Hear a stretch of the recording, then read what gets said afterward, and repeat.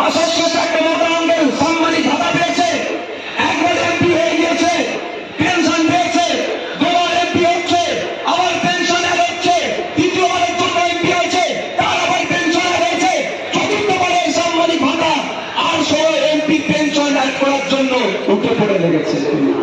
কিন্তু দুঃখের বিষয় 2009, 2014, 2019 আপনারা এই 15 বছর ভোট দিয়ে তিনবারের 15 বছরের এমপি করে যাকে পার্লামেন্টে পাঠালেন, এই বদলের কৃষকের কথা, এই বদলের ছাত্র যুবর কথা, এই বদলের মায়েদের কথা, এই বদলের সরকারি স্বাস্থ্য কেন্দ্রের কথা, এই বদলের এই হাবড়ার আপনার স্কুলগুলো শিক্ষা প্রতিষ্ঠানের দুর্দশার কথা তুলে ধরেছে।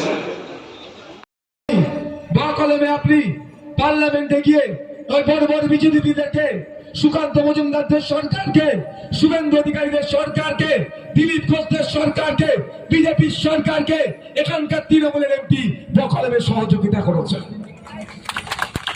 আপনারা ভোট দিয়ে পাঠিয়েছিলেন ড্রাইভার সমাজের মানুষ, যে ড্রাইভারদের পক্ষে কথা বলবে, পলিসির অ্যামেন্ডমেন্ট হবে, বিলের আইনে সংশোধন হবে, ড্রাইভাররা যাতে দিনের শেষে মাসের শেষে হাতে একটা মোটা অঙ্কের মাইনে পায় তার ব্যবস্থা করবে। আর শুভেন্দু অধিকারীদের বিজেপির সরকার মজুমদারদের সরকার কি করলো? ড্রাইভারদের বিপক্ষে দেখি বিল পাস করলো।